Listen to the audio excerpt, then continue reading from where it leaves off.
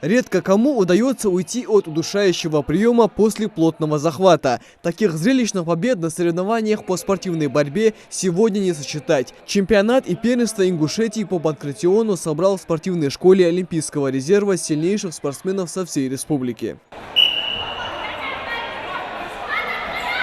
На втором ковре встретились юные спортсмены весовой категории 42 килограмма. Оба представляют свои бойцовские клубы на этих соревнованиях. После небольшого обмена ударами поединок быстро переходит в партер, где инициативу забирает боец красного угла Муслим Евлоев. Полностью контролируя своего соперника в отведенное время, он смог уверенно выйти победителем в этом противостоянии. Да, локи кижехтиш, вауш, а проходит ахтрас, ахцуа, атя удишаши ахрсу сухарца.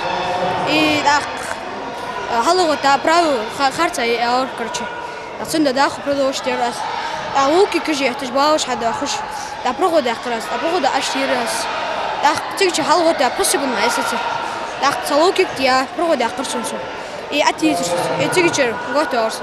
Более 200 участников со всех бойцовских клубов региона в 6 возрастных категориях бьются за звание лучшего. Ребят поддерживают свои же одноклубники, а тренеры подсказывают во время поединков. Затем, чтобы все проходило по регламенту, внимательно следят судьи международной категории. Поединки проходят в двухминутном формате. Потом, значит, 14-15 лет идет там 3 минуты, 16-17 тоже 3 минуты, 18-19 4 минуты уже добавляется, и 20 и старше 5 минут чистого времени. 2 пары спортсменов сейчас выступили. В первом же бою я был приятно удивлен техникой бойца синего угла.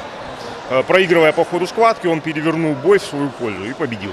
Поединки по панкратиону проводятся с ограничением времени и с использованием легких, но надежных защитных приспособлений. Участникам разрешено применять приемы из вольной борьбы, самбо, дзюдо, бокса и кикбоксинга. Этот вид спорта входит в олимпийскую программу и очень популярен в нашей республике.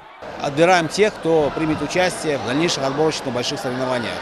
Рассчитываем увидеть здесь конкурентные, хорошие, честные поединки, соответственно, достойное выступление всех наших детей, юношей и взрослых в том числе. Я думаю, что конкуренция будет достаточно серьезная.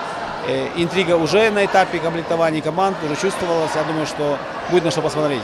Лучших из лучших ждут кубки, медали и грамоты. Участие и победа на соревнованиях регионального уровня – это уже высокое достижение для любого спортсмена. Здесь у них есть возможность проверить себя и перенять ценный опыт у других. Микаил Тангиев, Мухаммад Белакиев, Новости 24.